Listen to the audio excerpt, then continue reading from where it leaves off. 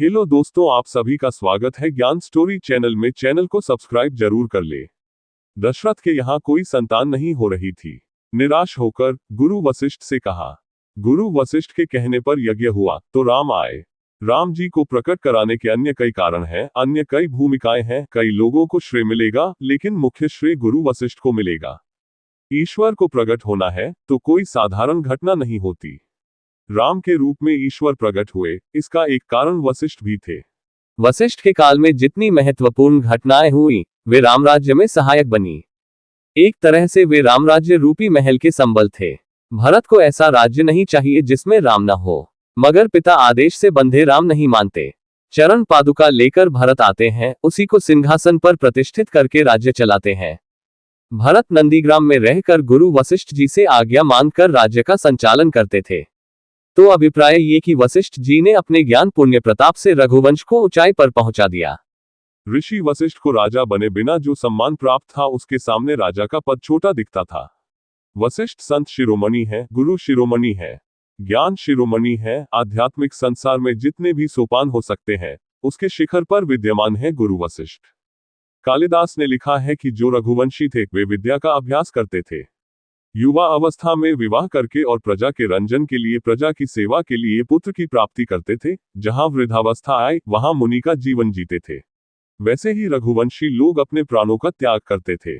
जिस वंश में राजा योगी के रूप में अपने जीवन का समापन करे, जिस वंश में राजा जहां ऋषियों के पुत्र पढ़ते थे वहां पढ़े, ऋषियों जैसा जीवन जिए, ये कितना महान वंश है।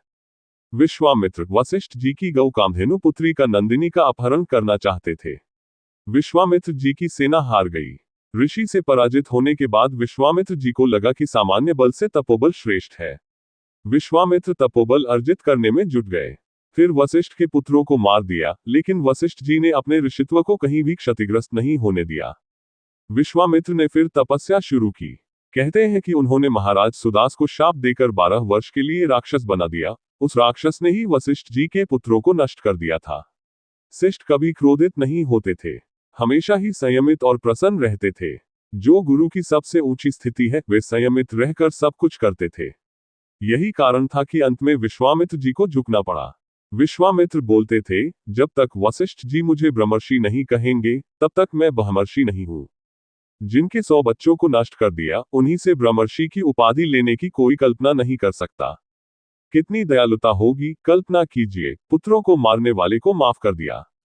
जैसे सूर्य का प्रकाश बहुत काम करता है, लेकिन ब्रह्मर्षि नहीं बना सकता। वह संसार की सभी वस्तुओं को बनाता है, लेकिन क्या वह कोई ब्रह्मज्ञानी पैदा करेगा? क्या कोई रघुवंश को पैदा करेगा?